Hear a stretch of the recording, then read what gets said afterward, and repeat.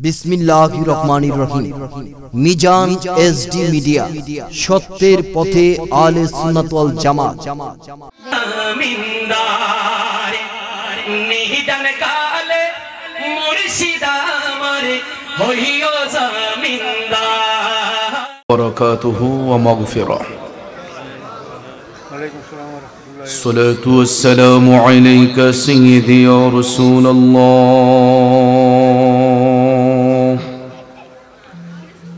الصلاة والسلام عليك سيدي يا حبيب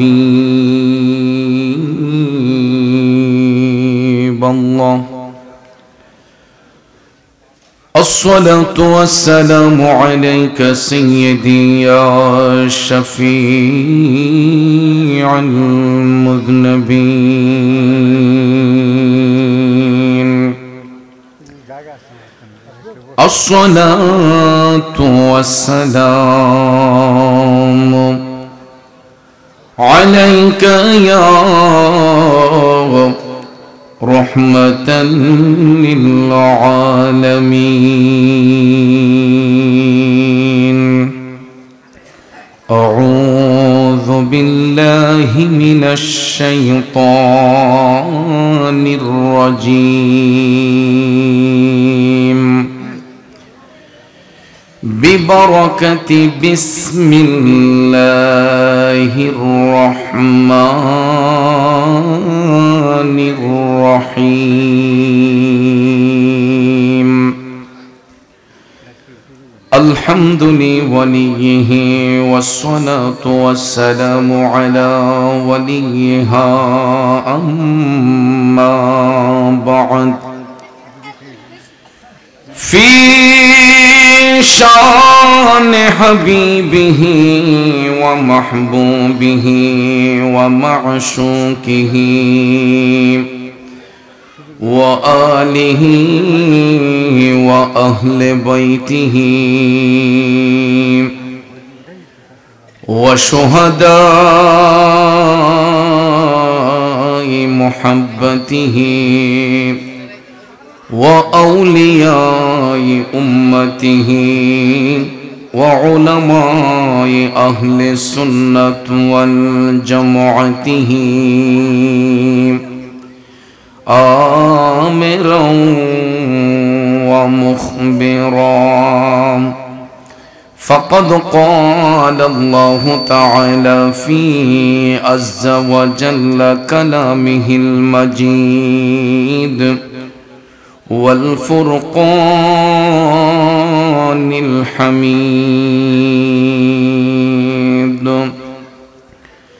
إن الله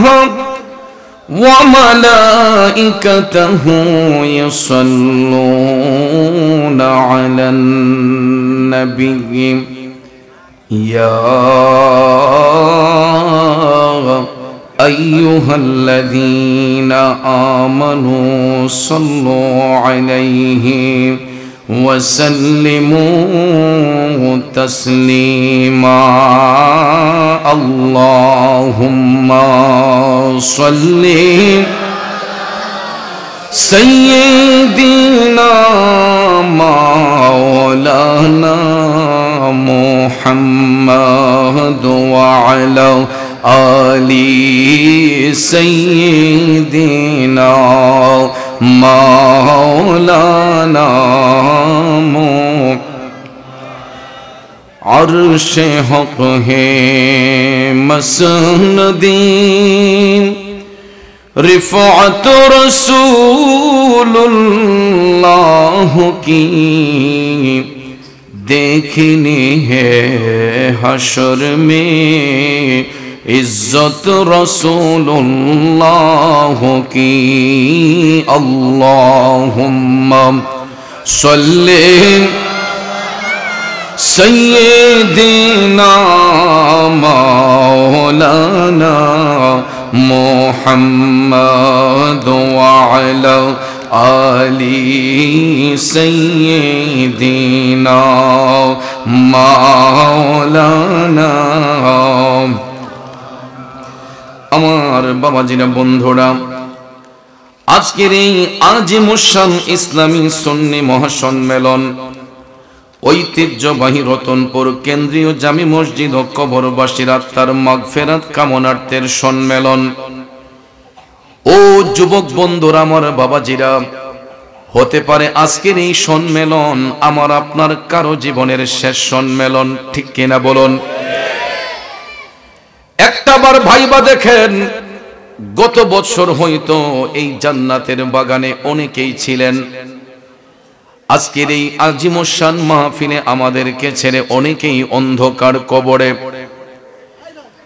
আগামী বছর মাহফিল আসার আগে আমি চৌধুরী চলে যেতে পারি, আপনি চলে যেতে পারেন।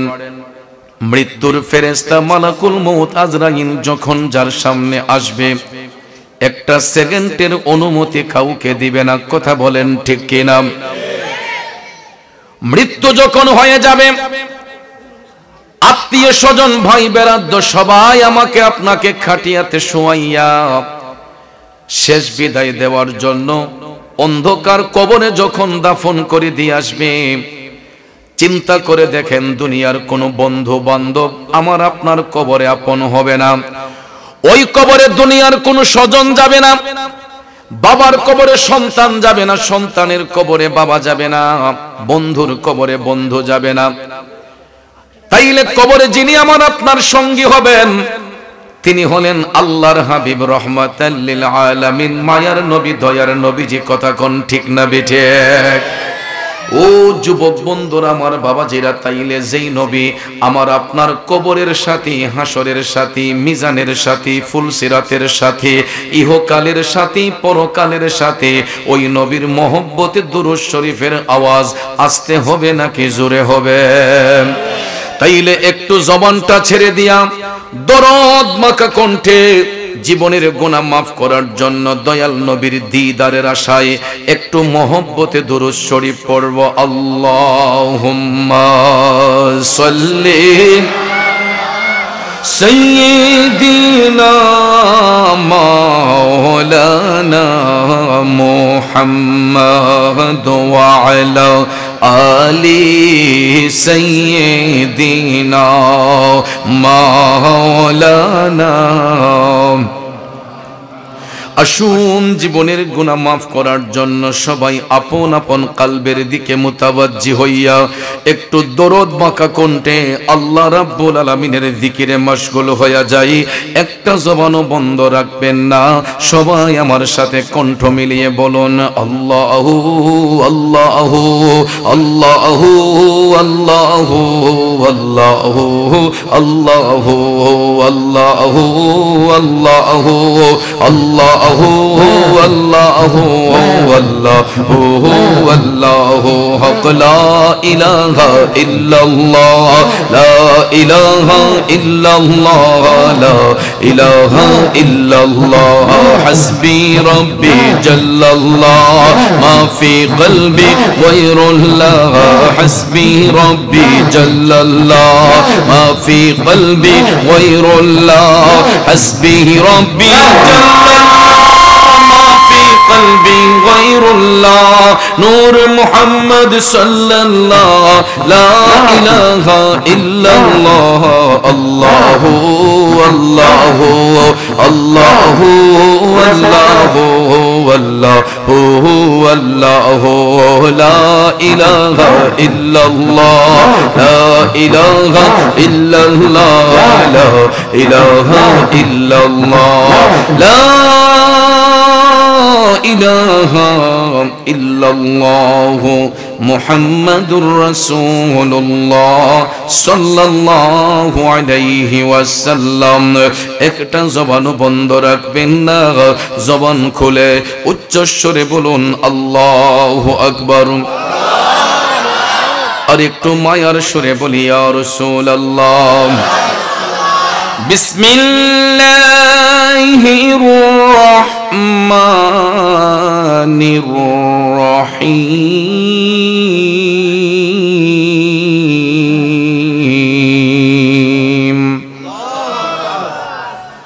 তিলকার الرسل فضلنا بعضهم على بعض منهم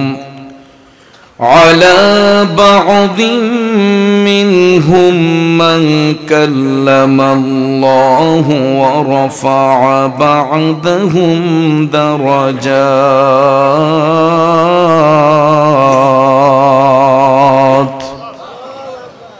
صدق الله العظيم وصدق رسوله النبي الحبيب الكريم ونحن على ذلك من الشاهدين والشاكرين والحمد لله رب العالمين ربي صل وسلم وبارك عليهم উপস্থিত ঐতিহ্যবাহী ব্রাহ্মণবাড়িয়া জেলার অন্তর্গত নবীনগর উপজেলাধীন রতনপুর কেন্দ্রীয় জামি মসজিদ সংলগ্ন মসজিদের উদ্যোগে কবরবাসীদের আত্মার মাগফিরাত কামনার্থে প্রতি বছরে নিয়ে আয়োজিত আজকের এই আজিমুস শান ইসলামী সুন্নি মহাসম্মেলন 2025 ইংরেজি সনের সম্মানিত সভাপতি রতনপুর কেন্দ্রীয় জামি মসজিদের সভাপতি মোহাম্মদ সাজেদ বুলবুল মিয়া সাহেব, আজকের সম্মানিত প্রধান অতিথি বিশিষ্ট শিক্ষানুরাগী অবসরপ্রাপ্ত জনাব আবুল হাসান খান সাহেব আলোচনা করেছেন। দেশবিখ্যাত উলামায়ে কেরাম, মাহফিল পরিচালনা দায়িত্বে যিনারা রয়েছেন, বিশেষ করে পোস্টারে যাদের নাম উল্লেখ করা হয়েছে প্রত্যেকের নাম নেওয়াটা বিশেষ প্রয়োজন। সময়ের দিক বিবেচনা করে সবার নাম উল্লেখ করতে না পারলেও সবার প্রতি আন্তরিক স্নেহ শ্রদ্ধা ভালোবাসা রইল। আমার সামনে উপস্থিত তরিকতপন্থী মুরব্বী বাবারা, সুশিক্ষিত আমার কৃষক, শ্রমিক, চাকরিজীবী, ব্যবসায়ী, সাংবাদিক, শিক্ষক, প্রশাসনিক, গোয়েন্দা বিভাগের সম্মানিত ভাইয়েরা, স্কুল, কলেজ, ইউনিভার্সিটি, মাদ্রাসায় পড়ুয়া ছাত্র ভাইয়েরা, পর্দানৈশীন মা বোনেরা, সকলের প্রতি আবারও আন্তরিক সালাম। আসসালামু আলাইকুম ওয়া রাহমাতুল্লাহি ওয়া বারাকাতুহু। রব্বুল ইজ্জতের আলিশান দরবারে লাখো কোটি শুকর গুজার করার পর প্রিয় নবী সরকারে দু আলম, নূরে মুজাসসাম, নূরুন আলা নূর, দো জাহানের সরদার, উম্মতের দরদি, শাফাতের কান্ডারি, যিনি হায়াতুন নবী, জিন্দা নবী, যিনি সমস্ত নবীগণের নবী, যিনি কুল কায়নাতের রহমত, যিনি আল্লাহর হাবিব, জিনার উপাধি রহমাতাল লিল, সেই প্রিয় নবীর উম্মত হিসেবে আল্লাহ তাআলা আমাদেরকে কবুল করেছেন। আমরা সেই মায়ার নবীর শানে নাতে মুস্তাফা, দুরুদে মুস্তাফা সাল্লাল্লাহু তাআলা আলাইহি ওয়াসাল্লাম পরিবেশন করে আপনাদের খেদমতে মহাগ্রন্থ আল কোরআনুল কারীমের সর্ববৃহৎ সূরা সূরাতুল বাকারার 3 নম্বর পারার 253 নম্বর আয়াতে পাকের কিছু অংশ তেলাওয়াত করেছি। খুব অল্প সময়ে আয়াতে পাকের মূল অর্থ, তাফসিরের ভাষায় কিছু আলোচনা এসেছে, এইগুলো উপস্থাপন করে মিলাদ শরীফ হবে, আর একটু জিকিরের তালিম হবে। পরিশেষে মোনাজাতের মাধ্যমে আমরা তাবারুক গ্রহণ করে আপন আপন বাড়িতে যাব। আল্লাহ পাক যেন শেষ মোনাজাত পর্যন্ত আমাদের সকলকে ধৈর্যের সহিত বসার সুযোগ দান করেন। আমরা সকলে বলি আমিন। প্রিয় ভাইয়ের আমার, জগৎ সৃষ্টির পরে আল্লাহ সুবহানাহু ওয়া তাআলা সত্যের পয়গাম পৌঁছে দেবার জন্য যুগে যুগে বহু নবী রাসূল আল্লাহ এই পৃথিবীতে পাঠিয়েছেন, ঠিক কিনা? সমস্ত নবীদের সেরা নবী হলেন আমাদের নবী রাহমাতাল লিল আলামিন। নবীদের মধ্যে আমাদের নবী যেমন শ্রেষ্ঠ নবী, উম্মতের মধ্যে আমরা শ্রেষ্ঠ উম্মত। দয়াল নবীর উম্মত হওয়ার কারণে আল্লাহ দরবারে যে আমার আপনার সম্মান কতটুক উপরে আমরা নিজেরাও জানি না। যদি একবার আমরা আমাদের ইজ্জত সম্পর্কে জানতাম যে আল্লাহ তাআলা দয়াল নবীর উম্মত হওয়ার কারণে আমাদের ইজ্জত কতটুক বুলন্দ করেছেন, তাহলে আজকে এই এলাকার কোনো মানুষ ঘরে বসে থাকতে পারতো না, দোকানপাটে বসে থাকতে পারতো না। মধুর চাকে মৌমাছি যেরকম বেষ্টন করে বসে থাকে, নবীর প্রেমিক গোলা মৌমাছির নিয়ে নবীর বাগানটাকে পরিপূর্ণ করে বসে থাকতো। ঠিক কিনা বলেন? আসলে আমাদের নসিব বড় খারাপ, আমরা আমাদের ইজ্জত ধরে রাখতে পারি না। আমাদের ইজ্জত যে কত উপরে আমরা নিজেরা জানি না। তাহলে আসুন আমার মূল আলোচনায় ঢোকার আগে আমাদের ইজ্জত সম্পর্কে একটু জানতে হবে। ঠিক কিনা? আল্লাহর একজন পয়গাম্বর, ওনার নাম হচ্ছে হযরতে মূসা কালিমুল্লাহ। তো মূসা নবীর জামানায় মূসা নবীর একজন উম্মত, তিনি মহান আল্লাহর তাসবিহ আদায় করেছেন, আল্লাহর জিকির করেছেন। আল্লাহর জিকির করা কি ভালো না খারাপ? তো মূসা নবীর উম্মত আল্লাহর জিকির করতে করতে হঠাৎ করে দেখা যায় ওনার উপরে একটা বড় পাথর ধসে পড়ে গেছে। আপনারা বলুন, পাথর ধসে পড়ে গেলে, পাথরের চাপায় পড়লে কোনো মানুষ কি বাঁচে? আমরা বলি বাঁচে না, কিন্তু একজন বাঁচাতে পারেন, তিনি কে? সূরা আল ইমরান খুলে দেখুন, আল্লাহ বলেছেন ইউখরিজুল হাইয়্যিতা মিনাল মাইয়্যিত। আমি আল্লাহ চাইলে মরারে জিন্দা করতে পারি, জিন্দারে মরা করতে পারি। ক্ষমতা কার? যুবক বন্ধুরা আমার, মূসা নবীর উম্মত আল্লাহর জিকির করে তিনি পাথরের চাপায় পড়ে গেলেন। সবাই ধারণা করেছে লোকটা মনে হয় বেঁচে নাই। এই ধারণা করে যার যার মতো করে সবাই আপন আপন বাড়িতে চলে গেলেন। তারপর থেকে দিন যায় রাত যায়, দিন যায় রাত যায়, যাইতে যাইতে যাইতে একদিন নয়, 2 দিন নয়, 1 বছর নয়, 2 বছর নয়, 100 বছর নয়, 200 বছর নয়, টানা 300 বছর পার হয়ে গেল। জুরে কোন কত বছর? 300 বছর পার হওয়ার পরে ওই পাথরটা যখন জায়গা থেকে সরানো হলো, দেখা যায় পাথরের চাপায় পড়া একজন আল্লাহর বান্দা, যার জবান থেকে বের হচ্ছে আল্লাহ আল্লাহ আল্লাহ। দুনিয়ার মানুষগুলো অবাক হয়ে গেল। পাথরের চাপায় পড়লে তো কোনো লোক বাঁচার কথা নয়, লোকটা বাঁচলো কেমনে? সবাই তাকে প্রশ্ন করলো, হে আল্লাহর বান্দা, পাথরের চাপায় পড়লে তো কোনো লোক বাঁচে না, তুমি বাঁচলা কেমনে? তখন লোকটা ডাক দিয়া কয়, আমি যেই আল্লাহর তাসবিহ আদায় করেছি, আমাকে বাঁচিয়েছেন সেই মহান আল্লাহ। সুবহানাল্লাহ। লোকেরা ডাক দিয়া কয়, ও আল্লাহর বান্দা, পাথরের ভিতর থাইকা তুমি খাইলা কি? লোকটা ডাক দিয়া কয়, ও দুনিয়াবাসীরা, আমি যেই আল্লাহর তাসবিহ আদায় করেছি সেই মহান আল্লাহ পাথরের ভিতর আমাকে রিজিক দান করেছে। আমার আল্লাহ চাইলে পারে কি পারে না? বন্ধুরা আমার, বাবাজিরা, তখন দুনিয়ার মানুষগুলা ডাক দিয়া কয়, হে আল্লাহর বান্দা, তুমি কতদিন যাবত পাথরের চাপায় পড়ে আল্লাহর জিকির করতেছো? তখন লোকটা গর্বের সহিত বলতেছে যে আমি 300 বছর যাবত পাথরের চাপায় পড়ে আল্লাহর জিকির করতেছি। কয়শো বছর? লোকেরা তখন আফসোস করে বলতেছে, আল্লাহর বান্দা, আমরা জানতে চাই তুমি কোন নবীর উম্মত? তখন লোকটা ডাক দিয়া কয়, ও দুনিয়াবাসীরা, আমি আল্লাহর পয়গাম্বর মূসা কালিমুল্লাহর উম্মত। কোন নবীর? লোকটা পরিচয় দিল, আমি মূসা নবীর উম্মত। পাথরের চাপায় পয়রা ইবাদত করছে কয়শো বছর। আমার রতনপুরের বাবাজিরা, এই বক্তব্য শোনার পরে দুনিয়ার মানুষগুলা আফসোস করে আমার আল্লাহরে বলতেছে, আল্লাহ গো, মূসা নবীর উম্মত পাথরের চাপায় পয়রা 300 বছর তুমি মাওলার জিকির করে না জানি কেমন নেকি তোমার দরবারে অর্জন করেছে।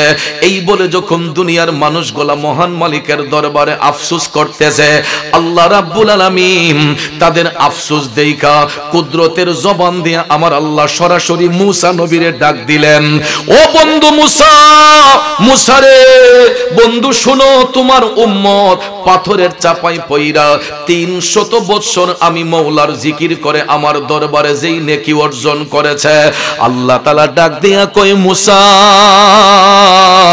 আমার হাবিব নবী মুস্তাফা সাল্লাল্লাহু আলাইহি ওয়াসাল্লামের একজন উম্মত এক রাত ইবাদত করে যেই নেকি অর্জন করবে রে ও মুসা, তোমার উম্মতের পাথরের চাপাই পড়া 300 বছরের নেকির চাইতে আমার হাবিব নবী মুস্তাফার একজন উম্মতের এক রাতের নেকি শত শত গুণ বেশি।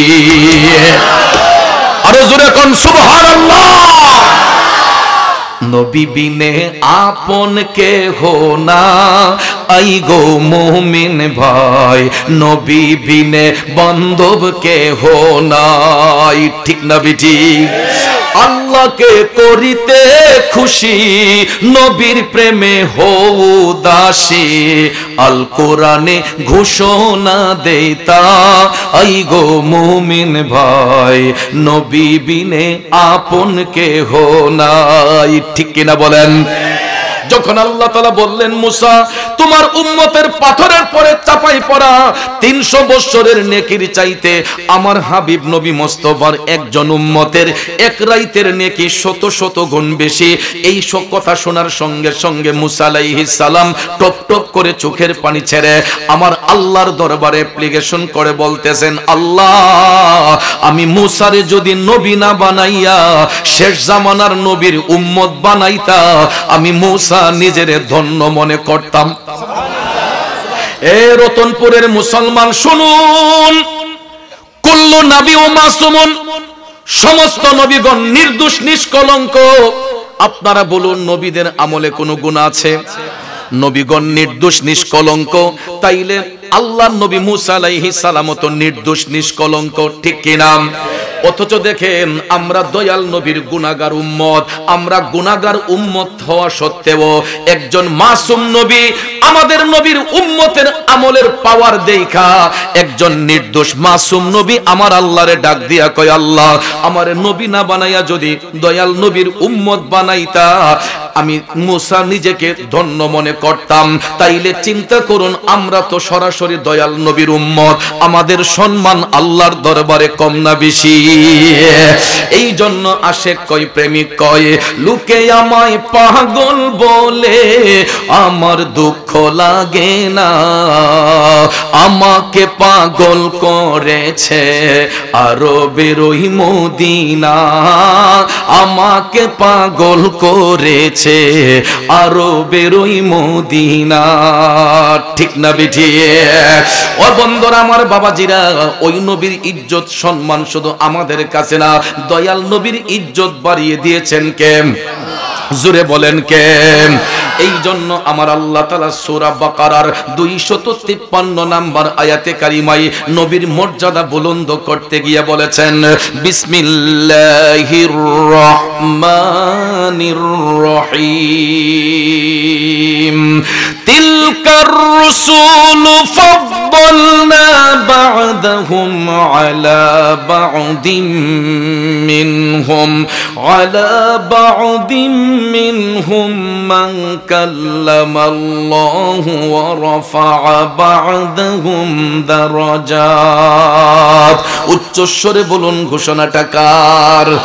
আল্লাহ তাআলা বলেন, এ রাসূলগণ তাদের একজনের চেয়ে আরেকজনকে মর্যাদান্বিত করা হয়েছে। নবী রাসূলের মধ্যে এমন কেউ রয়েছেন যার সাথে আল্লাহ কথা বলেছেন, শুধু তাই নয় তাদের মধ্যে এমন কেউ রয়েছেন যাকে আল্লাহ তাআলা উচ্চ মর্যাদা দান করেছেন। এটা হলো আয়াতে পাকের সরল তরজমা, কোরআনের ভাষায় হুবহু অর্থটা বললাম। আসুন এবার এই আয়াতে পাকের ব্যাখ্যার দিকে নজর করি। খুলে দেখুন তাফসিরে রুহুল বয়ান, স্পষ্ট প্রমাণ দিয়েছে নবী এবং রাসূলের মধ্যে কেউ হয়েছেন কালিমুল্লাহ, কেউ হয়েছেন খালিলুল্লাহ, কেউ হয়েছেন রুহুল্লাহ, কেউ হয়েছেন জাবিউল্লাহ, কেউ হয়েছেন সফিউল্লাহ, আবার আমাদের নবী হাবিবুল্লাহ। এ রতনপুরের বাবাজিরা, কালিমুল্লাহ শব্দের অর্থ আল্লাহর বন্ধু, খালিলুল্লাহ শব্দের অর্থ আল্লাহর বন্ধু, রুহুল্লাহ শব্দের অর্থ আল্লাহর বন্ধু, জাবিউল্লাহ শব্দের অর্থ আল্লাহর বন্ধু, হাবিবুল্লাহ শব্দের অর্থ আল্লাহর বন্ধু। প্রত্যেকটা শব্দের একটাই অর্থ, সেটা হলো আল্লাহর বন্ধু। এখন আপনারা বলুন, সব বন্ধু কি সমান? বন্ধু বন্ধুর মধ্যে ডিস্টেন্স আছে না নাই? এক্সাম্পল, স্কুল কলেজ ইউনিভার্সিটি মাদ্রাসার মধ্যে দেখবেন শিক্ষকের অভাব নাই, সব শিক্ষক সম্মানের অধিকারী। মর্যাদার দিক দিয়ে কি সবাই এক সমান? ক্লাসিফিকেশন আছে না, একজন প্রিন্সিপাল, একজন ভাইস প্রিন্সিপাল, একজন সিনিয়র শিক্ষক, একজন জুনিয়র শিক্ষক, ঠিক না ঠিক? অথচ সমস্ত ভদ্রলোক সম্মানের অধিকারী, কিন্তু মর্যাদার দিক দিয়ে একটা ক্লাসিফিকেশন রয়েছে, ঠিক না ঠিক? প্রশাসনিক ডিপার্টমেন্টে তাকান, একজন হলো এসপি সাহেব, একজন ওসি সাহেব, আপনারা বলেন একজন চেয়ারম্যান সাহেব, একজন মেম্বার সাহেব। এ বন্ধু, চেয়ারম্যান সাহেবের যেই মর্যাদা, মেম্বার সাহেবের কি সমান মর্যাদা? অথচ দুইজন ভদ্রলোকই সম্মানিত, কিন্তু মর্যাদার দিক দিয়ে একটা ক্লাসিফিকেশন রয়েছে। আল্লাহর নবীদের বেলায়ও সেম থিং, সব নবীগণ সম্মানের অধিকারী, মর্যাদার দিক দিয়ে সবাই এক সমান নয়। এই জন্য কালিমুল্লাহ উপাধিটা আমার আল্লাহ নিজে রাজি হয়ে দেন নাই। মুসা আলাইহিস সালাম নিজে থেকে ইচ্ছে পোষণ করেছিলেন আল্লাহকে দেখার জন্য, আর আল্লাহ তাআলা স্বয়ং ইচ্ছে পোষণ করেছিলেন হাবিবুল্লাহর সঙ্গে দিদার করার জন্য, ঠিক কিনা? মুসা আলাইহিস সালাম অ্যাপ্লিকেশন করেছিলেন, রব্বি আরিনি, রব্বি আরিনি, আল্লাহ আমি তোমারে দেখতে চাই। আল্লাহ তাআলা কয়, লাম তারানি মুসা, তুমি দেখতে পারবা না। এরপর মুসা আলাইহিস সালাম আমার মওলার সাথে কথা বলে কয়, আল্লাহ আমি তোমাকে দেখতে চাই। বারবার করে বলার পরে আল্লাহ তাআলা বললেন, মুসা যদি দেখতে হয় তাইলে তুমি তুর পাহাড়ের মধ্যে উঠো। মুসা আলাইহিস সালাম তুর পাহাড়ের মধ্যে উঠার প্রিপারেশন যখন নিলেন, আল্লাহ রাব্বুল আলামিন ডাক দিয়া কয়, মুসা যদি আমি মওলাকে দেখতে হয়, তুর পাহাড়ে উঠতেছো, তোমার পায়ের জুতাগুলা খুলে তুমি তুর পাহাড়ে উঠো।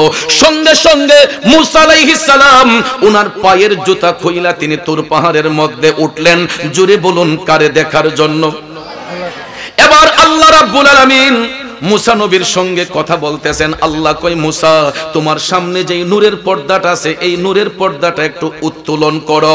মুসা আলাইহিস সালাম নূরের পর্দার মধ্যে হাত দিয়ে উত্তোলন করার সঙ্গে সঙ্গে আমার মওলা পাকের নূর তাজাল্লিতে তুর পাহাড়টা জ্বলে পুড়ে সারকার হয়ে গেল। তারপর মুসা নবী আমার মওলার নূর মুবারকের তাজাল্লি সহ্য করতে পারলেন না। চিল্লাইয়া বলুন সুবহানাল্লাহ। বন্ধুরা আমার, বাবাজিরা, এই নূরের স্পর্শ যখন মুসা নবীর শরীর মুবারকের মধ্যে, হাত মুবারকের মধ্যে লেগেছে, এই হাতটা নূরে ঝলঝল করতেছে, পুরাটা দেহ একরকম ছিল। নূরের তাজাল্লি যখন মুসা নবীর হাত মুবারকে লাগলো, তখন ওই হাতের মধ্যে ভাইয়ার আমার পরিবর্তন হয়ে গেল। আমার মওলার নূরে এই জায়গাটা নূরান্বিত হয়ে গেছে, আর এত সুন্দর খুশবু চলে আসছে, এই জায়গার মধ্যে কিয়ামত পর্যন্ত সুগন্ধ বিদ্যমান রয়েছে। আর এই নূরের তাজাল্লিতে তোর পাহাড়টা জ্বলে পড়ে সারকার হয়ে গেছে। আল্লাহ তাআলা চিন্তা করলেন, বন্ধু মুসা আমাকে দেখতে এত প্রাউড ফিল করেছিল, ইচ্ছে পোষণ করেছিল, আমি তো আমার বন্ধুর একটা ইজ্জত দিতে হয়, সম্মান দিতে হয়। এই কারণে আল্লাহ তাআলা তোর পাহাড়ের ছাইগুলাকে সুরমা হিসেবে কবুল করেছেন। যেই সুরমা আমি আপনি চোখের মধ্যে ব্যবহার করি, এটা মুসা নবীর বরকতে তুর পাহাড়টা জ্বলে পড়ে সারকার হয়ে গেল। কিন্তু মুসা নবী মওলার নূরে তাজাল্লি সহ্য করতে পারেন নাই। নিজে থেকে ইচ্ছে পোষণ করার কারণে আল্লাহ তাআলা সম্মান দিয়া তুর পাহাড়ের ছাইগুলাকে সুরমা বানিয়েছেন। আর কথা বলার কারণে মুসা নবীকে উপাধি দেওয়া হয়েছে কালিমুল্লাহ। জোরে জোরে কোন সুবহানাল্লাহ। বন্ধুরা আমার, বাবাজিরা, এই রকম ভাবে এক একজন নবী আল্লাহর কাছ থেকে এক একটা উপাধি পেয়েছেন। এখন হাবিবুল্লাহ উপাধিটা আমার নবী নিজ ইচ্ছে পোষণ করার কারণে পান নাই, স্বয়ং আল্লাহ তাআলা রাজি হইয়া বন্ধুকে হাবিবুল্লাহ বলিয়া এমন একটা জায়গার মধ্যে সমাসীন করেছেন, এমন একটা উচ্চ মর্যাদায় উন্নীত করেছেন, যেখানে নবীগণ যাবে দূরের কথা, ফেরেশতা যাবে দূরের কথা, অন্য কোন পার্সন সেখানে যাওয়ার সুযোগ হয় নাই।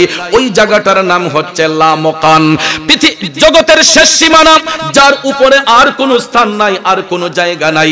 এই লামকানে নিয়ে আল্লাহ তাআলা হাবিবুল্লাহ বলিয়া আপন বন্ধুর সঙ্গে দিদার করেছেন, সাক্ষাৎ করেছেন।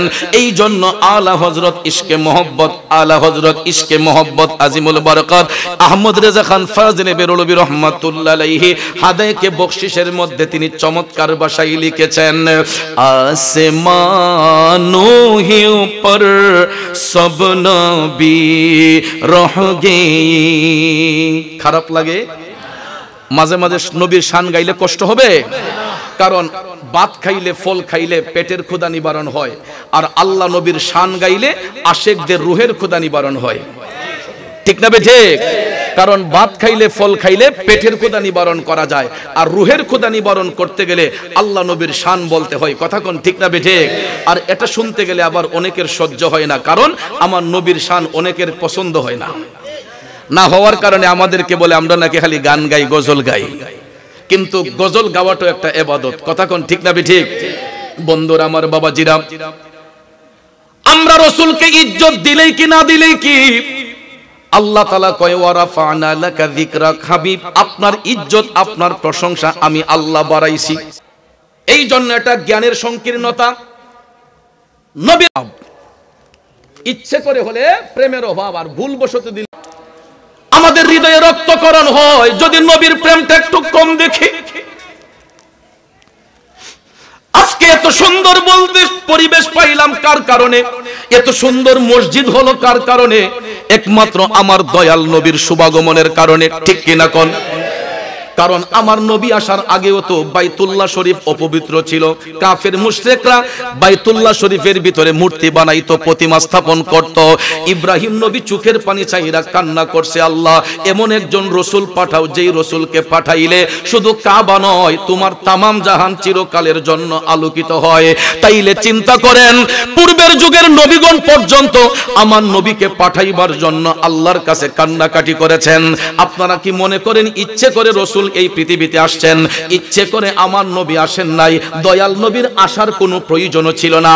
আল্লাহ তাআলা দয়া কইরা মায়া কইরা এই জগৎটাকে সুন্দর করার জন্য, জাহেলি প্রথাকে দূর করার জন্য, অজ্ঞতাকে দূর করার জন্য, মূর্খতাকে দূর করার জন্য, প্রতিমা দূর করার জন্য, কাবা শরীফের পবিত্রতার জন্য আল্লাহ তাআলা দয়া করে মায়া করে হাবিবের নূর মুবারককে সূরতে বাশার রূপে পাঠাইয়া এই জগৎ নয় তামাম জাহানকে আমার আল্লাহ আলোকিত করেছে। ঠিক না বেঠিক? এই জন্য ভাইয়ার আমার, বন্ধুর আমার, আমি অধম গুনাহগার লিখেছি পবিত্র কোরআনের মাঝে বলে দিলেন আল্লাহ পাকে রহমাতাল লিল আলামিন নূর নবীজির এজাজত, রহমাতাল লিল আলামিন নূর নবীজির এজাজত, কুল কায়নাতেরি মাঝে মুদের নবী রহমত, কুল কায়নাতেরি মাঝে মুদের নবী রহমত, শ্রেষ্ঠ নিয়ামতের মাঝে শ্রেষ্ঠ নবী মুহাম্মদ, কুল কায়নাতেরি মাঝে মুদের নবী রহমত। ঠিক কিনা কোন? আরো জোরে কোন ঠিক কিনা? অন্য কোন নবীর উপাধি রাহমাতাল লিল আলামিন নয়, একমাত্র আমাদের নবীর উপাধি হচ্ছে রাহমাতাল লিল আলামিন।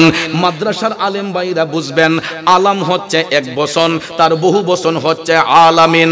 আলাম দ্বারা একটা জগৎকে বোঝানো হয়, আর আলামিন দ্বারা কুল কায়নাতকে বোঝানো হয়, অর্থাৎ আল্লাহর গোটা সৃষ্টি জগৎকে বোঝানো হয়। এই জন্য আল্লাহ হচ্ছেন রাব্বুল আলামিন, আমাদের নবী হচ্ছেন রাহমাতাল লিল রাব্বুল আলামিন আমার আল্লাহর লকব উপাধি, রাহমাতাল লিল আলামিন নবীর উপাধি। সুবহানাল্লাহ কম। এখন দেখো বন্ধুরা, আমরা ইজ্জত দেই না নবীকে, আর আল্লাহ তাআলা কেমনে নবীরে ইজ্জত দেয়। রাব্বুল আলামিন লিখতে আরবি যতটা অক্ষর লাগে, রাহমাতাল লিল আলামিন লিখতে আরবি ততটা অক্ষর লাগে। লা ইলাহা ইল্লাল্লাহ কালেমা লিখতে আরবি যতটা অক্ষর লাগে, মুহাম্মদুর রাসূলুল্লাহ লিখতে আরবি ততটা অক্ষর লাগে, মক্কাতুল মুকাররমা লিখতে আরবি যতটা অক্ষর লাগে, মদিনাতুল মুনাওয়ারা লিখতে আরবি ততটা অক্ষর লাগে, মসজিদ লিখতে যতটা অক্ষর লাগে, মাদ্রাসা লিখতে ততটা অক্ষর লাগে। তাইলে বলুন, নামের সাথে নাম মিলাইয়া আপন হাবিবরে ইজ্জত দিছে কে? আরো জোরে কোন কে? আল্লাহ। আল্লাহ দিয়েছে নবীকে সম্মান, তোমার হিংসায় হবে কি? আল্লাহ দিয়েছে নবীকে সম্মান, ঠিক কিনা? ওয়ারাফা'না লাকা যিকরাক, আল্লাহ কয় হাবিব দুনিয়ার মোল্লা মুন্সি আপনার ইজ্জত দিলেই কি না দিলেই কি, আমি আল্লাহই তো আপনার ইজ্জত বাড়াইয়া দিছি। আর আমাদের দেশের টুন্না মৌলবীরা কয় আমার রাসূল নাকি কাউবয়। কেমন ইংলিশ জানেন না, ফিল্লারটা দেখেন না, কথায় কথায় ইংলিশ বলতে বলতে আমার রাসূলের বডি ফিটনেস নিয়ে কথা কয়, নবীর নাকি সিক্স প্যাক। আরে বাবারে, কত বড় আন্তর্জাতিক খন্নাস, কত বড় খন্নাস! আমার নবীর বডি মুবারকের সিক্স প্যাক নাকি ছিল, 6টা পার্ট নাকি ছিল। আচ্ছা বলুন তো, পৃথিবীর মধ্যে এমন কোন মায়ের সন্তানের সাধ্য হয়েছে যে আমার নবীর বডি দেখেছে? নবীজির 11 জন বিবি ছিলেন, যাদেরকে বলা হয় উম্মাহাতুল মুমিনিন, যারা হচ্ছেন মুমিনদের মা। যারা কি? 11 জন বিবির মধ্যে হতে সবচাইতে নবীর বেশি কাছে ছিলেন আম্মা জান আয়েশা সিদ্দিকা রাদিয়াল্লাহু তাআলা আনহা। তিনি অসংখ্য হাদিস রওয়ায়াত করেছেন আমার নবীর কাছে থাকার কারণে। দয়াল নবীর ওয়াসাল মুবারকের পরেও সাহাবায়ে কেরাম অনেক মাসলা মাসাইলের সমাধা গিয়ে জানতেন আম্মা জান আয়েশা সিদ্দিকা রাদিয়াল্লাহু তাআলা আনহার কাছ থেকে। তিনি নিজে পর্যন্ত বলেছেন যে আমরা কত চেষ্টা করেছি, নবীজির শরীর মুবারক আমাদের কারো দৃষ্টিতে পড়ে নাই। আর খন্নাস মৌলবী কয় আমার নবীর বলে সিক্স প্যাক ছিল। তারপরে দেখেন কত বিয়াদবি, আমার রাসূল নাকি 23 বছরের যুবক, আবার কথায় কথায় রাসূলকে বিশ্বনবী বিশ্বনবী বিশ্বনবী এই করছে, বিশ্বনবী এই করছে। বোঝা যায় হেরা ঘরের মানুষের কথাটা, বুঝছেন না? শুনেন, বিয়াদবির একটা সীমা আছে। আপনি বলতেছেন যে বিশ্বনবী বইলে আমার নবীরে খুব আদব দেখাইতেছেন। যেই কথাটা সাধারণ অর্থে ব্যবহৃত হয়, যে ওয়ার্ডগুলা সাধারণ অর্থে ব্যবহৃত হয়, এই ওয়ার্ডগুলা আমার নবীর নামে ব্যবহার করা বিয়াদবি। কারণ রাসূল হচ্ছেন বেনজির বেমিসাল। আমার নবীর সঙ্গে সৃষ্টির কোনো বস্তুর তুলনা হইতে পারে। বিশ্বকাপ ক্রিকেট, বিশ্ব এই দিন, বিশ্ব সেই দিন, বিশ্ব নবী, কথাটার মধ্যে কোনো আদব আছে? আমার আল্লাহ তো রাসূলকে এইভাবে ডাকেন নাই, আল্লাহ নিজেও সম্মান দিয়ে ডেকেছেন ইয়া আইয়ুহাল মুজাম্মিল, ইয়া আইয়ুহাল মুদাসসির। কথা কোন ঠিক না ঠিক? আর আমাদের দেশে কিছু কিছু স্কলার, ওরা নাকি শায়েখ, বড় বড় শায়েখরা দেখবেন ইংরেজিতে কথা বলে, মানুষ মনে করে বাবারি বাবারি না জানি কত বড় জ্ঞানী লোক, কথায় কথায় ইংলিশ মারে। আর ইংলিশ বলতে গিয়া আমার রাসূলকে কয় নবী নাকি গরু রাখাল, কাউবয়। আপনারা কি নাউজুবিল্লাহ বলবেন না? রাসূলের অপমানে যদি কাঁদে না তোর মন, মুসলিম নয় মুনাফিক তুই রাসূলের দুশমন। ঠিক কিনা বলো? আল্লাহু আকবার, ইয়া রাসূলুল্লাহ। ঘরে ঘরে জালো জিন্দাবাদ জিন্দাবাদ। রাসূলের অপমানে যদি কাঁদে না তোর মন, মুসলিম নয় মুনাফিক তুই রাসূলের দুশমন। ঠিক না ঠিক? আমার বাবাকে তুলে গালি দেন, অসুবিধা নাই, ক্ষমা করে দেব। আমার মারে তুলে গালি দেন, ক্ষমা করে দেব। আমার 14 গোষ্ঠী তুলে গালি দেন, আমি ক্ষমা করে দেব। আমার জায়গা জমিন আমার কাছে তুচ্ছ, আমার পিতামাতা আমার কাছে তুচ্ছ, আমার ধন সম্পদ তুচ্ছ, কিন্তু আমার নবীর ভালোবাসা আমার কাছে সর্বশ্রেষ্ঠ। কথা বলেন ঠিক কিনা? আমার বাবা যদি নবীর বিরুদ্ধে হয় বাবা ছাড়তে পারবো, মা যদি নবীর দুশমন হয় মা ত্যাগ করতে পারবো, কিন্তু নবী ছাড়তে পারবো না। কথা বলেন ঠিক কিনা? এই জন্য আশেক কয়, প্রেমিক কয়, দুজাহানে কি যে হবে মোদের পরিচয়, দুজাহানে কি যে হবে মোদের পরিচয়। প্রিয় নবীর গোলাম ছাড়া অন্য কিছু নয়, প্রিয় নবীর গোলাম ছাড়া অন্য কিছু নয়। কথা বলেন ঠিক কিনা? তাইলে আমরা নবীর গোলামি চাই কি চাই না?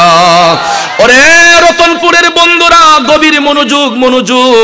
বাবাজিরা আমার, আলা হযরত লিখেছেন আসমানো হি উপর সব নবী রহ গয়ে, আসমান नूह पर सब नबी रह गए, अर्शो आज़म पे पहुंचा हमारा नबी। जुरे कौन सुभान अल्लाह। आला हजरत ये फरमाया आसमानों पर सब नबी रह गई। आला हजरत ये फरमाया जे समस्त नबीगण आसमान पर्यন্ত সীমাবদ্ধ। আসমান 7 আসমানের উপরে কোন নবীকে উঠার পারমিশন দেওয়া হয় নাই উইদাউট আওয়ার প্রফেট মুহাম্মদুর রাসূলুল্লাহ সাল্লাল্লাহু আলাইহি ওয়াসাল্লাম। এ বন্ধুরা আমার বাবাজিরা, দয়াল নবী ছাড়া অন্য কাউকে 7 আসমানের উপরে উঠার পারমিশন দেওয়া হয় নাই।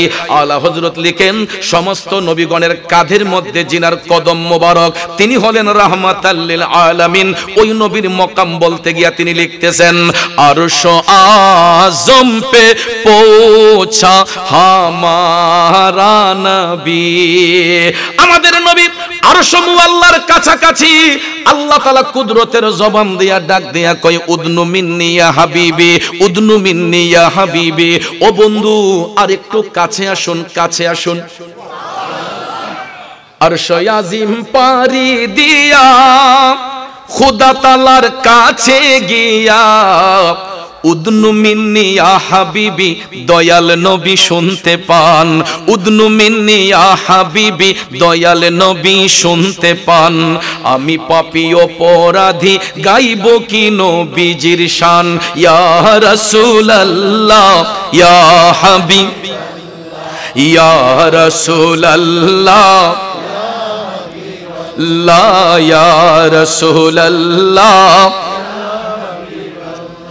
এ রতনপুরের নবীর প্রেমিকেরা, আমার যুবক বন্ধুরা, ও সম্মানিত মা বোনরা যারা শুনছেন গো, যেই কথাটা বলতে চেয়েছিলাম, আমার রাসূল আরশ মুআল্লার কাছাকাছি। আল্লাহ তাআলা কুদরতের জবান দিয়া ডাকে ও বন্ধু উদনু মিন্নি ইয়া হাবিবি, আরেকটু কাছে আসুন বন্ধু, আরেকটু কাছে আসুন।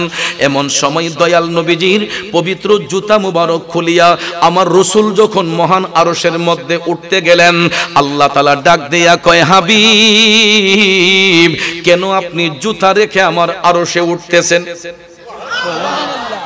দেখেন মেহমানের ইজ্জত কিভাবে আমার আল্লাহ দেয়।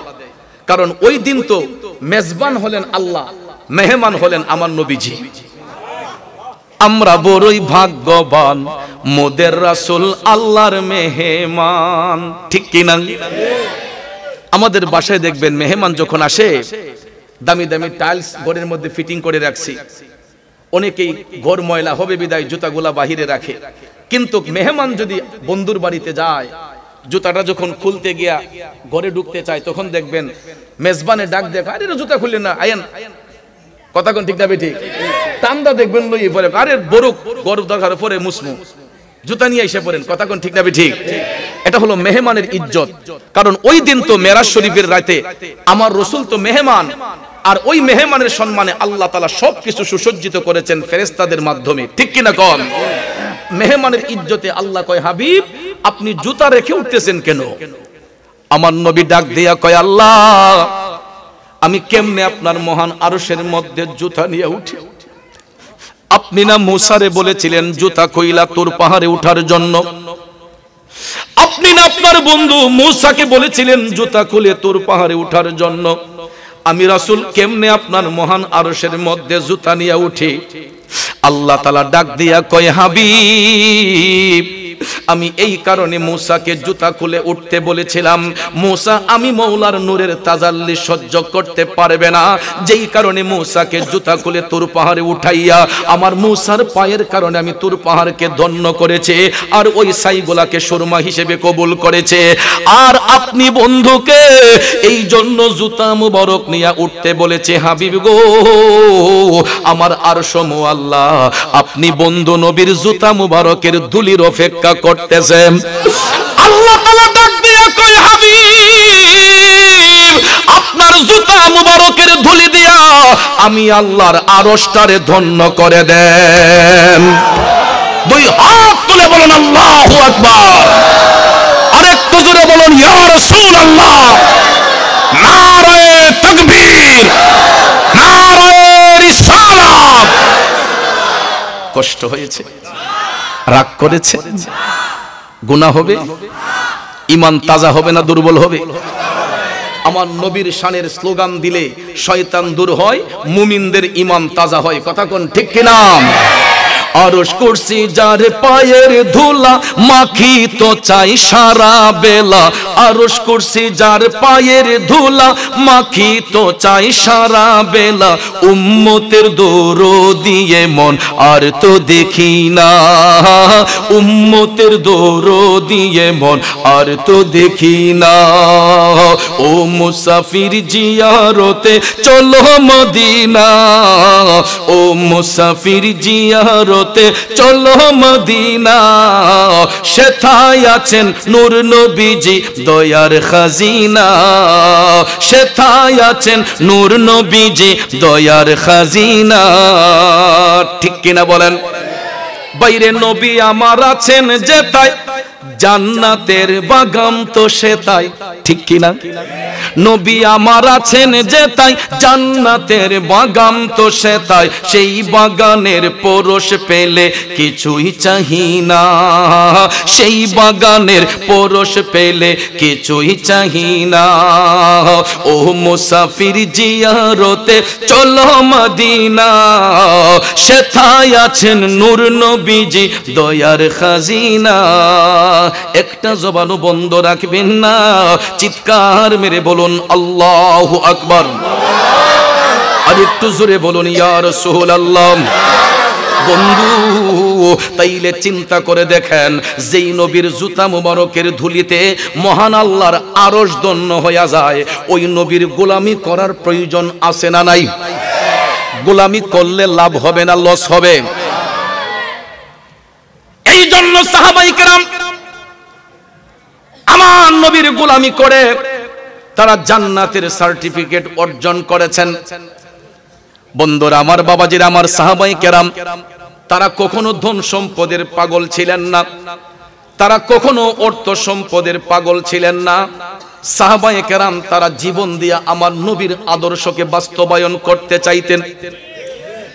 বন্ধুরা আমার, বাবাজিরা দেখেন, আমার নবীর প্রিয় সাহাবী হযরতে উমর ইবনুল খাত্তাব রাদিয়াল্লাহু তাআলা আনহু, তিনি যখন মদিনার রাষ্ট্রনায়ক, নবীর গোলামি কারে কয় দেখুন, রাষ্ট্রীয় তহবিলে যেই সম্পদ থাকে, এই সম্পদগুলা রাষ্ট্রের কাজে ব্যয় করতে হয়।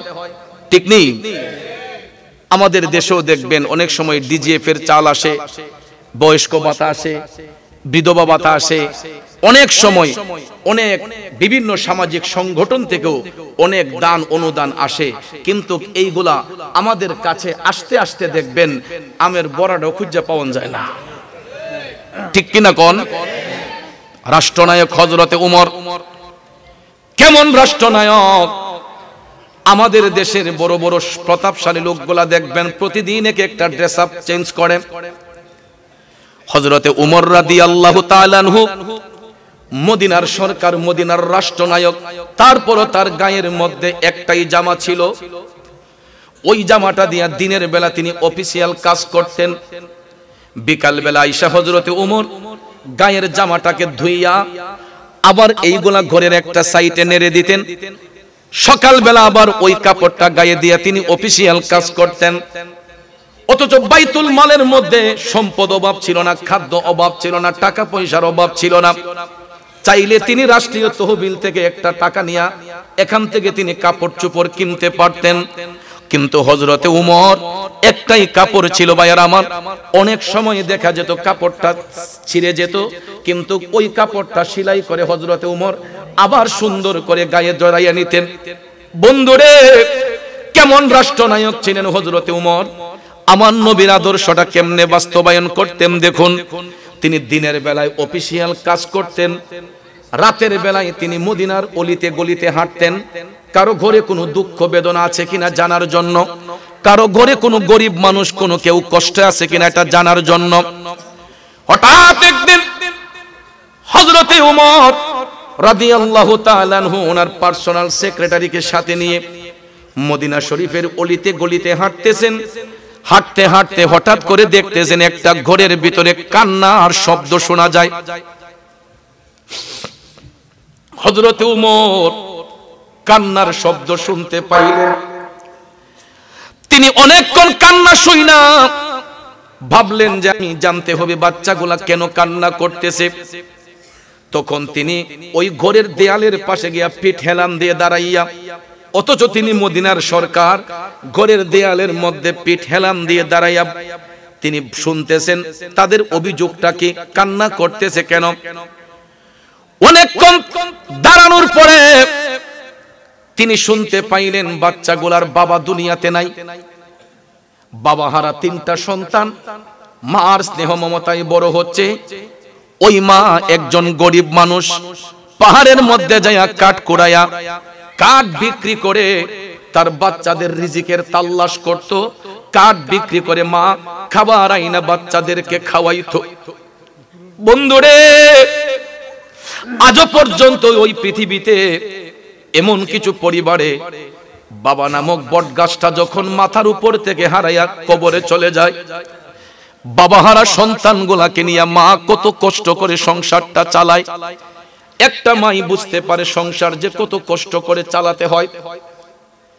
এটার বাস্তবতা আমি নিজে 26 বছর আগে আমার বাবা আমাদেরকে ছেড়ে না ফেরার দেশে চলে গেলেন। আমরা 6টা ভাই বোনকে মাস্টার ডিগ্রি কমপ্লিট করানোর পিছনে সবচেয়ে বড় অবদান ছিল আমাদের মায়ের। এই জন্য আমি কিছুটা ফিল করতে পারি বাজান, বাবাহারা সন্তানগুলাকে যেই রকম আদর স্নেহ দিয়ে একটা মা বড় করে, ওই মাটাই বুঝতে পারে কষ্ট কত প্রকার ও কি কি। আমাদের সমাজে দেখবেন এখনো কিছু কিছু মা অন্যের বাড়িতে কাজ কইরা তার বাচ্চাগুলারে মানুষ করতে চায়। এখনো কিছু কিছু মা আছে রে, দেখবেন দর্জির কাজ করে, সেলাইয়ের কাজ করে, গার্মেন্টস ফ্যাক্টরিতে কাজ কইরা তার বাচ্চাদের ভবিষ্যৎ সুন্দর করতে চায়। আমি ওই দিন আপনার এই নবীনগর পৌরসভায় একটা বাসায় গেলাম। যেই বাসাতে গেলাম দেখলাম একজন ভদ্র মহিলা কাজ করে। ওই ভদ্র মহিলা আমার কাছে আইসা সালাম দিয়া বলতেছে, হুজুর আমার মেয়েটা ক্লাস 7-এ পড়তেছে, দোয়া কইরেন হুজুর। ছেলের বাবা খোঁজ খবর নেয় না, অন্য একটা বিয়ে করে চলে গেছে। এখন বাচ্চাটা নিয়ে মহিলা কষ্ট করে আমারে বলতেছে, হুজুর দোয়া কইরেন আমি যেন আমার মেয়েটারে মানুষ করতে পারি। 3-4টা বাসার মধ্যে কাজ কইরা যেই টাকাটা পায় ওই টাকা দিয়া মেয়ের পড়াশোনার খরচ যোগায়, পরিবারের সংসার চালায়। তাইলে চিন্তা করে দেখেন মা বাচ্চার জন্য কতটুক ত্যাগ করে। বাচ্চাদের জন্য মা, ইস মাইকটা খুব ইয়ে করতেছে, ভালো ছিল মাইক, কিন্তু আপনারা এত নারেন কেন? জি একটু ইয়ে করেন, একটু দরুদ শরীফ পড়েন, এত ইমোশনটা নষ্ট হয়ে যায়। তো দরুদ শরীফ পড়েন, আল্লাহুম্মা সাল্লি আলা সাইয়্যিদিনা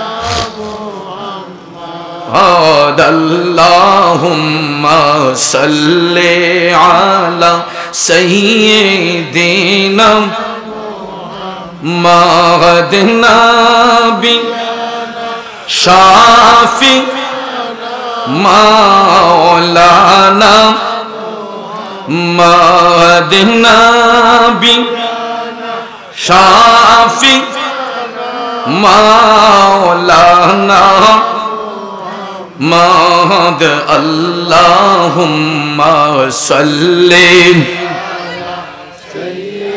দিনা মুহাম্মদ নবী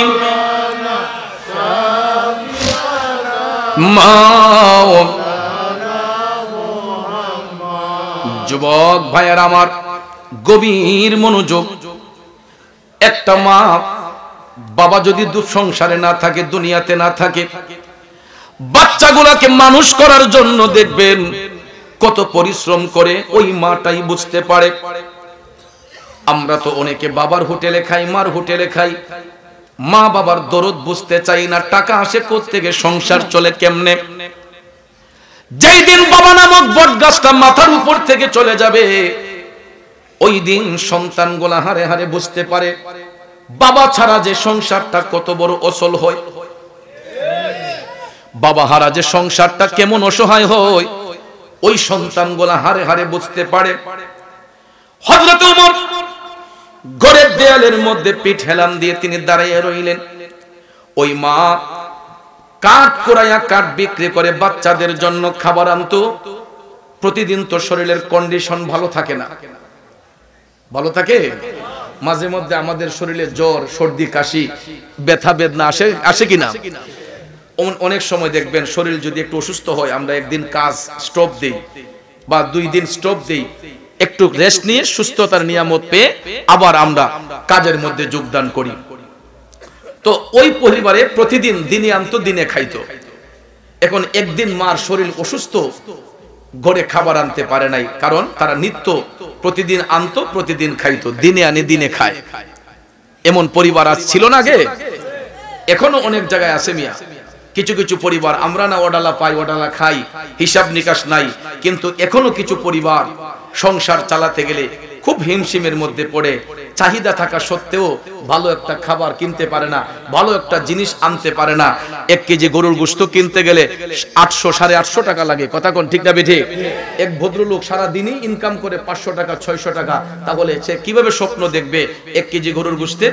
বাজারে গেলে একটা তরকারি কিনতে গেলে দেখা যায় সারা জীবন দেখছি কবি পিস হিসাব বিক্রি হয়েছে, এখন দেখা যায় এই কবিটা পর্যন্ত আপনার কেজি হিসাব বিক্রি করে, কথা কোন ঠিক না বেঠিক?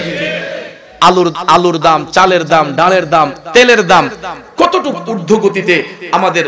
এমনও কিছু পরিবার আছে সংসার চালাতে গিয়া খুব হিমশিম ভাবের মধ্যে পড়ে যায়, কথা কোন ঠিক না?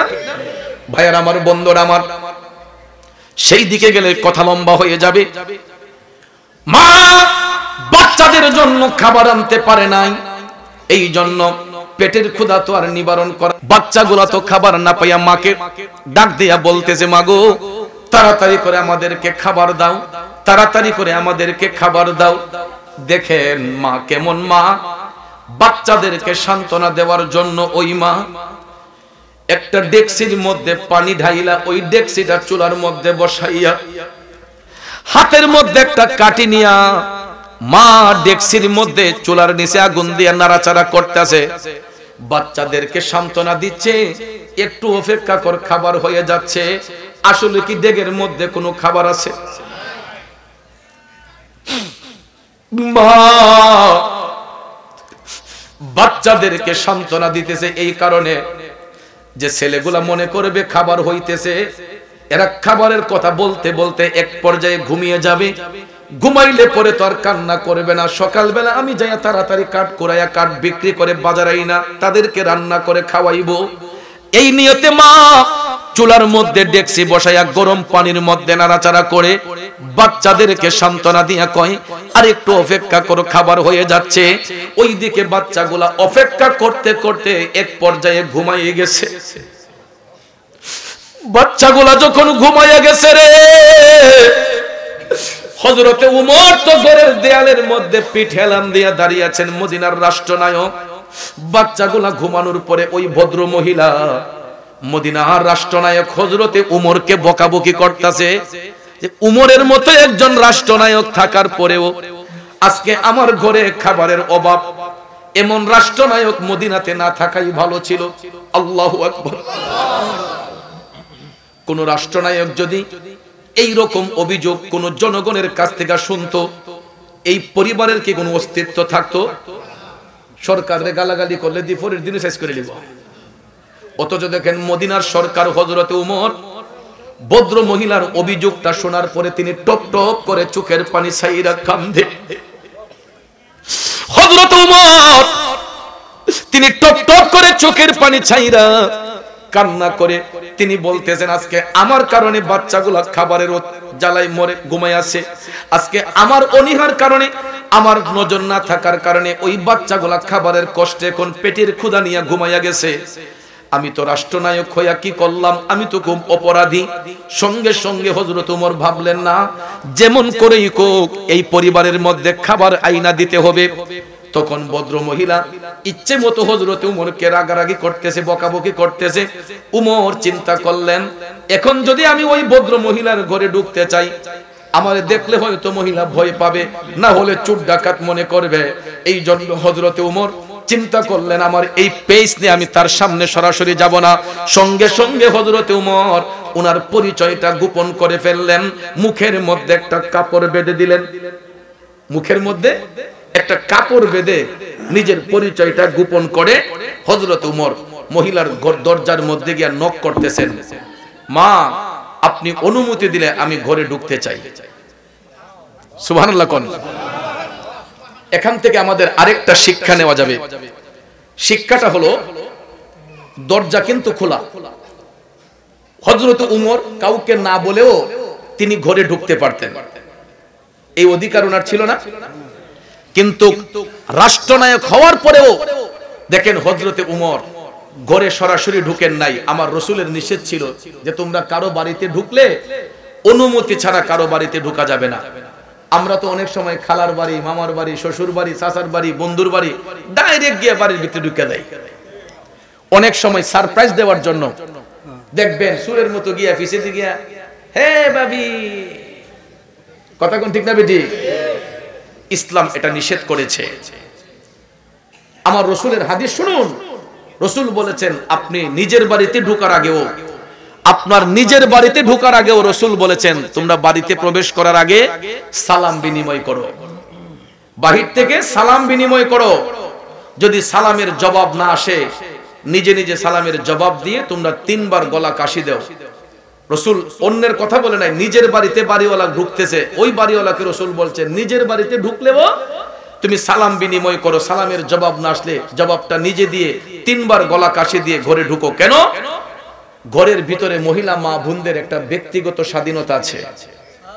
আমরা পুরুষরা বাহিরে স্বাধীন, মহিলারা কিন্তু বাহিরে স্বাধীন নয়, ঠিক কিনা কোন? মহিলা মা বোনদের ঘরের ভিতরে একটা ব্যক্তিগত স্বাধীনতা আছে, এটাতে হস্তক্ষেপ করতে নাই। অনেক সময় দেখা যাবে অনেক মা বোনদের মাথায় কাপড় নাই, বুকের উপর ওড়না নাই, অনেক সময় দেখা যাবে ছোট্ট শিশুকে দুধ পান করানো অবস্থায়। তো আমি ঘরের কর্তা, এরপরও যদি আমি হঠাৎ করে ঘরে গিয়ে ঢুকে যাই, আমার উপযুক্ত মেয়ে থাকতে পারে, আমার স্ত্রী বাচ্চাকে দুধ পান করানো অবস্থায় থাকতে পারে, হঠাৎ করে আমরা যখন ঘরে ঢুকে যাই তখন দেখা যাবে এরা হেজিটেশন বুক করে, লজ্জায় পড়ে যায়, উন্না ধরবো না বাচ্চারে সামালবো না কি করব, একটা লজ্জার মধ্যে পড়ে যায়। কথা কোন ঠিক না ঠিক? এই জন্য রাসূল বলেছেন মহিলা মা বোনদের ঘরের ভিতরে একটা ব্যক্তিগত স্বাধীনতা আছে, এটাতে হস্তক্ষেপ না করার জন্য কারো বাড়িতে প্রবেশ করার আগে অনুমতি নিতে হয়। অনুমতি ছাড়া কারো ঘরে ঢুকতে নেই।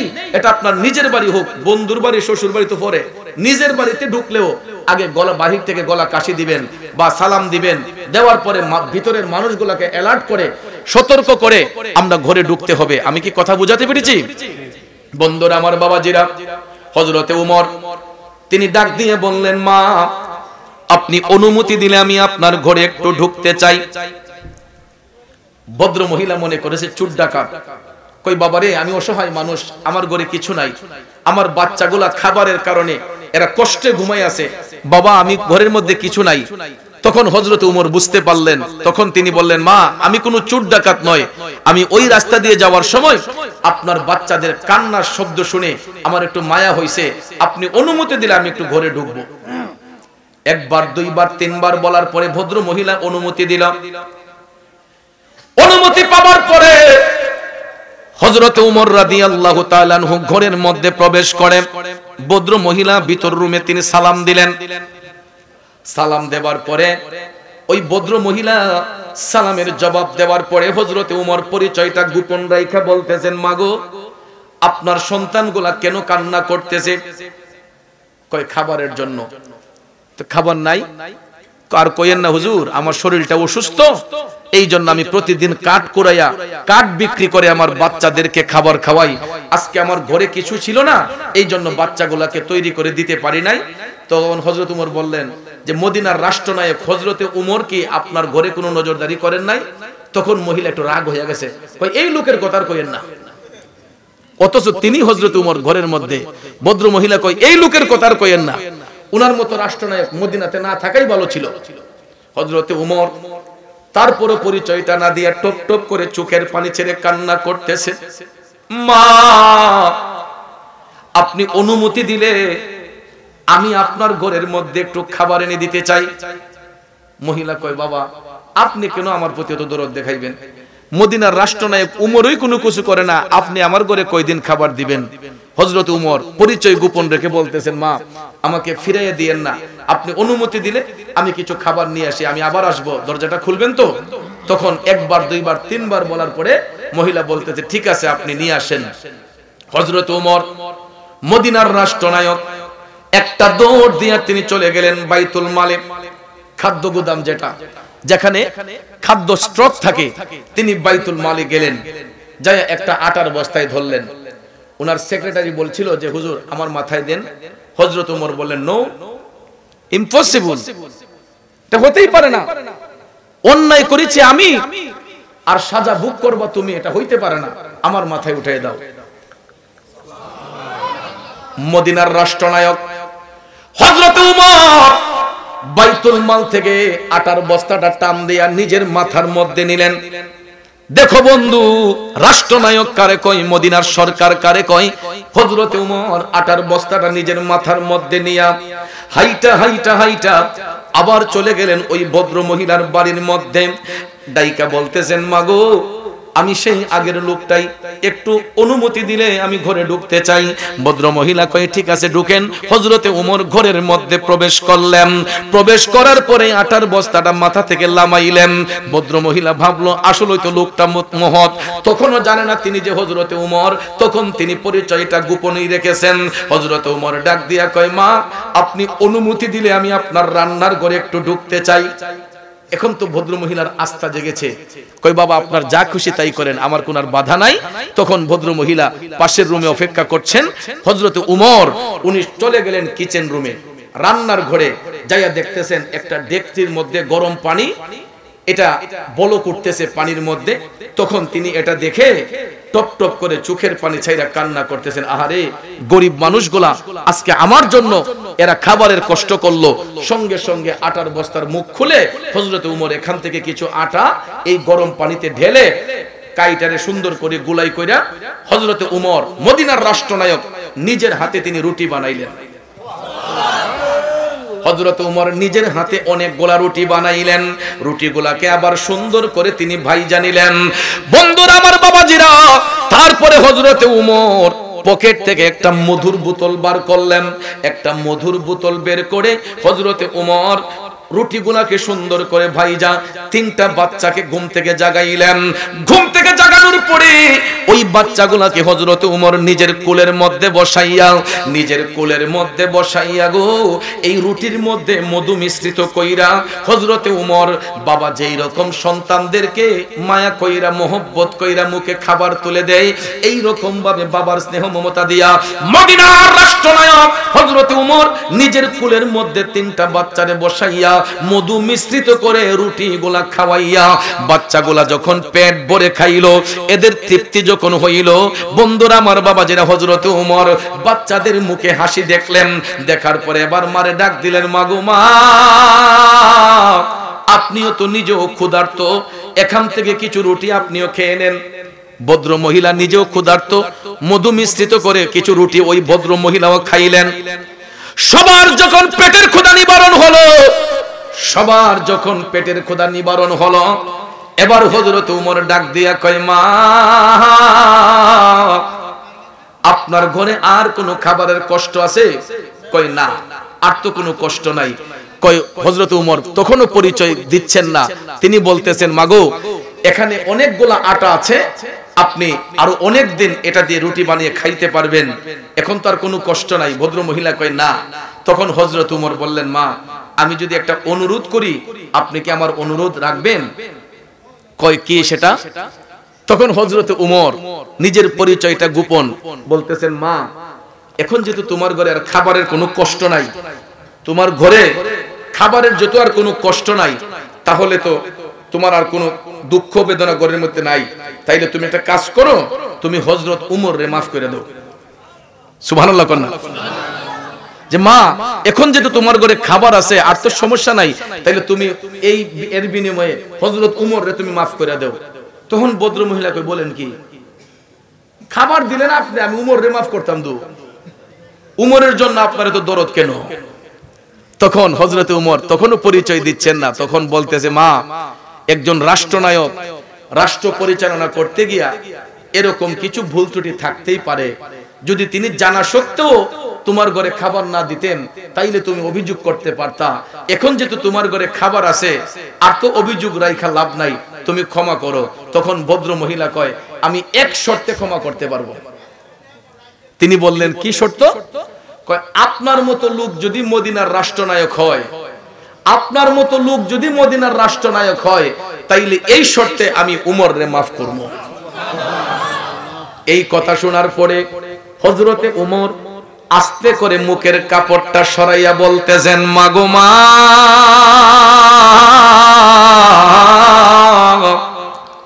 একটু তাকাও না গো মা আমার দিকে। ভদ্র মহিলা যখন ফিরে তাকাইলো, তাকাইয়া যখন দেখতেছে হযরতে উমর তার চোখের সামনে দাঁড়ানো, ওই ভদ্র মহিলা কাঁদতে শুরু করলো। কই বাপরে বাপ, কার সামনে অত মার্কেটিং করলাম রে? যেই উমরের পায়ের শব্দ শুনলে শয়তান পর্যন্ত ডরাইয়া ফেলায়। কয়, আমি বুঝি কারণ উনার সামনে দাঁড়িয়ে কথা বলছি, বেটি কাফা শুরু করছে, ভাবছে না জানি কি হইব। হযরত উমর বললেন, খবরদার মা, অন্যায় করেছি আমি, আর কষ্ট পাইবা তুমি, এটা হইতে পারে না। অন্যায় করেছি আমি, সাজা ভোগ আমাকেই করতে হবে। মাগো, তুমি ক্ষমা চাইবা কেন? আমি তোমার কাছে ক্ষমা চাই গো মা। আমি জানতাম না তোমার ঘরে যে খাবারের অভাব, তোমার বাচ্চাগুলা যে এত কষ্টে আছে, আমি জানতাম না গো মা। এখন যেহেতু জেনেছি, আমি আর কোনোদিন তোমার ঘরের প্রতি আমার অনীহা থাকবে না। মাগো, আমি উমর বেঁচে থাকতে এই মদিনার সীমানার মধ্যে কোনো মানুষের ঘরের কষ্ট আমি হতে দেব না। আমার যতক্ষণ দেহের মধ্যে প্রাণ থাকবে, আমি দয়াল নবীর আদর্শকে বাস্তবায়ন করে যাব। মাগো, তুমি আমাকে ক্ষমা করছো নি? ভদ্র মহিলা কয়, হুজুর আমার আর লজ্জা দিয়েন না, হুজুর আপনিও মনে কোনো কষ্ট রাখবেন না, আমি না যাই না আপনারে অনেক বকাবকি করছি। হযরত ওমর বললেন, না কোনো সমস্যা নাই। বন্ধুরা আমার, বাবাজিরা, এটাই হলো নবীর সৈনিকদের কাজ, ঠিক না ঠিক? এটাকেই বলা হয় সুশাসন, এটাকেই বলা হয় ন্যায়ের শাসন। যারা রাষ্ট্রীয় দায়িত্ব পাবে, রাষ্ট্রের দায়িত্ব যদি সঠিকভাবে আদায় করে, তাহলে সে হচ্ছে নবীর সৈনিক। কথা কোন ঠিক কি না? আর যদি কোনো ব্যক্তি ত্রুটি করে, তাহলে তো সে নবীর বন্ধু হতে পারে না, সে নবীর শত্রু। কথা কোন ঠিক না ঠিক? তাইলে বলুন, আমরা নবীর পক্ষে থাকতে চাই কি চাই না? আরো জোরে কোন চাই কি চাই না? সাহাবায়ে কেরাম আমার নবীর পক্ষে থাকার কারণে, নবীর জন্য জীবন দেওয়ার কারণে তারা আজকে জান্নাতের সার্টিফিকেট অর্জন করেছেন। হযরতে ওমর রাদিয়াল্লাহু তাআলা আনহু, হযরতে ওমর ইবনুল খাত্তাব রাদিয়াল্লাহু তাআলা আনহু আমার নবীর গোলামি করার কারণে, নবীর প্রেমে মাতুয়ারা হওয়ার কারণে তিনি জান্নাতের টিকিট অর্জন করে আজও নবীর পাশে শুয়ে শুয়ে আরাম করছেন। কথা কোন ঠিক কি না? তাহলে আমরা নবীর পাশে আরাম না করলেও আমরা যদি নবীর গোলামি করি, বাবাজি, দয়াল নবীর দিদার পাইতে পারি কি পারি না? স্বপ্নে হোক বাস্তবে হোক, স্বপ্নে হোক বাস্তবে হোক, আমার রাসূলের দিদার যদি একবার কারো নসিব হয়ে যায়, তাহলে জাহান্নামের আগুন তার জন্য হারাম হয়ে যায়। আপনারা কি কষ্ট পেয়েছেন? আমার কথায় কি রাগ করেছেন? বন্ধুরা আমার, আমরা দুনিয়ার সবকিছু ছাড়তে পারবো, কিন্তু নবী ছাড়তে পারবো না, ঠিক না ঠিক? ওই নবীর আদর্শে আদর্শিত হয়ে আমরা চলতে হবে। কারণ আজকে এত সুন্দর মসজিদ দেখলে চোখ জুড়িয়ে যায়। আপনারা এই গ্রামের ভিতরে এত সুন্দর করে মসজিদ বানিয়েছেন, দেখলে তো চোখের পাতি পড়ে না, এত সুন্দর লাগে দেখতে। এটা হলো মনের পরিচয়। আপনারা এলাকাবাসীদের বড় মন আছে বিধায় আপনারা এই মসজিদ নির্মাণ করেছেন। এখন শুধু মসজিদ নির্মাণ করলে হবে না, যদি মসজিদের কাতারগুলো শূন্য পড়ে থাকে, নামাজের সংখ্যা যদি কম হয়, তাহলে এই মসজিদ আবার আমাকে আপনাকে জাহান্নামে নেওয়ারও উসিলা হয়ে যাবে। এখন দেখতেছেন মসজিদের দেয়াল কথা বলে না, ইট পাটকল কথা বলে না, কিন্তু হাশরের ময়দানে রাসূল বলেছেন এই মসজিদের দেয়ালগুলা কথা বলবে। মসজিদের দেয়ালগুলা কথা বলবে। যদি কোনো মুসল্লি মসজিদের পাশ দিয়ে হেঁটে যায়, মসজিদের পাশ দিয়ে হেঁটে যায়, অথচ মসজিদে যায় না, এই মসজিদের ইট পাটকল হাশরের ময়দানে আল্লাহকে বলবে, আল্লাহ তোমার এই বান্দা তোমার ঘরের পাশ দিয়ে হেঁটে গেছে, তোমাকে সিজদা করার জন্য ঘরে প্রবেশ করে নাই। তখন এই মসজিদের দেয়াল আমার আপনার বিরুদ্ধে সাক্ষী দিবে, আমরা জাহান্নামে যেতে হবে। আর যদি এই মসজিদমুখী হয়ে যায়, তাহলে একদিন এই মসজিদের ইট পাটকল আমার আপনার আমলে কিছু গুনাহ থাকলেও এটা বলবে যে আল্লাহ তোমার বান্দা যদি কোনো অপরাধ করেও থাকে, তোমার ঘরে তো হাজিরা দিছে, তোমাকে সিজদা করছে, আল্লাহ আমি সাক্ষী দিচ্ছি তুমি তোমার তোমার বান্দারে নাজাত করে দাও, তখন এই মসজিদের সুপারিশের কারণে আল্লাহ তাআলা আমাদেরকে নাজাত করে দিবেন। তাহলে বলুন নামাজ পড়া দরকার আছে না নাই? আমার রাসূল যে মেরাজে গেলেন আল্লাহর দিদারের জন্য, রাসূল কি মেরাজ কি নিজের জন্য করেছেন? মেরাজে গিয়ে ও রাসূল উম্মতকে বলেন নাই। এই মেরাজ শরীফ থেকে সফর করে আয়েশা আমার নবী তো উম্মতের গুনার বোঝা হালকা করার জন্য নামাজ এবং রোজা নিয়ে আসছেন, কথা কোন ঠিক না? তাহলে ওই নামাজটা পড়া দরকার না সারা দরকার? আমার রাসূলের মেরাজ হয়েছে একবার, আর রাসূল বলেছেন আমার উম্মতের মেরাজ হবে দৈনিক 5 বার। এটা কিসের মাধ্যমে? নামাজের মাধ্যমে। এই জন্য হাদিসে মুবারাকায় বলা হয়েছে as-সালাতু মি'রাজুল মুমিনিন, নামাজ হলো মুমিনদের জন্য মেরাজ। কারণ আমার রাসূল এই মেরাজে আল্লাহর দিদার লাভ করেছেন। আর নামাজ এই কারণে মেরাজ, রাসূল বলেছেন নামাজে মুসল্লি যখন দাঁড়াবে তখন মওলার সাথে তার একটা প্রেমের কালেকশন ফিট হয়ে যায়। নামাজে দাঁড়াইলে মওলা পাকের সঙ্গে বান্দার একটা প্রেমের কালেকশন ফিট হয়। কিন্তু ভাইয়ের আমার, বন্ধুরা আমার, বলা হয়েছে ইন্নাস সালাতা তানহা আনিল ফাহশাই ওয়াল মুনকার, নামাজ আল্লাহর বান্দাদেরকে বেহায়াপনা থেকে, অশ্লীল কাজ থেকে মুক্ত করে আনে। কিন্তু আমাদের সমাজে আমরা দেখতে পাই কিছু কিছু নামাজি নামাজ পড়েও মিথ্যাচার করে, সুদের ব্যবসা করে, ঘুষের ব্যবসা করে, ওজনে কম দেয়, আসেনি? এটা মুমিনী সুরতের নামাজি না, এটা কমিনী সুরতের নামাজি। আর এটাই হলো এজিদের গোষ্ঠী, কথা কোন ঠিক না বেঠিক? আর হুসাইনি আদর্শের আদর্শতে যারা, এরা কখনো কাউকে ওজনে কম দিবে না, কারো সঙ্গে খারাপ আচরণ করবে না, কোনো মানুষের গীবত করবে না, এরা কখনো নবীর বিরুদ্ধে কথা বলবে না, ঠিক কিনা বলেন? আমাদের দেশে দেখবেন নামাজি 2 ধরনের আছে। নামাজি 2 ধরনের, একটা মুমিনী সুরতের নামাজি, একটা কমিনী সুরতের নামাজি। কমিনী সুরতের নামাজি যেগুলা, এগুলা দেখবেন মসজিদ আইলে তাড়াহুড়া করে। ইমাম সাহেব হুজুর কেরাতটা একটু লম্বা পড়লে নামাজের পরে গিয়া কো হুজুর আজকে কি পুরাটা কোরআন শরীফ পড়ে নিলেন নাকি? আসেনি এমন? কেরাত একটু লম্বা হইলে হুজুর গিয়ে থ্রেড মারে, ও হুজুর একটু বাইট্টু করে পড়ুন জানা। মিলাদ শরীফটা একটু লম্বা হলে কো হুজুর একটা ছন্দ দিয়ে তুই শেষ করুন যা, অত লম্বা পড়ুন লাগে। আসেনি এরকম? কিন্তু ভাইয়ার আমার, এগুলা বিয়াদবি।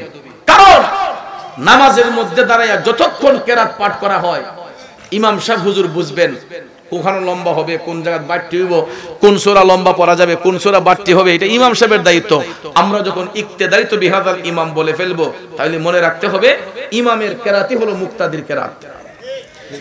ইক্তেদায়িত বিহাদাল ইমাম, ইমামের উপর যখন ভার দেই যে আমরা ইমামের পিছনে ইক্তেদা করছি, তখন ইমামের কেরাতই হবে মুক্তাদির কেরাত। এই জন্য ইমাম সাহেব যতক্ষণ কেরাত পড়বে বুঝতে হবে মুক্তাদিরও পাঠ করা হইতেছে।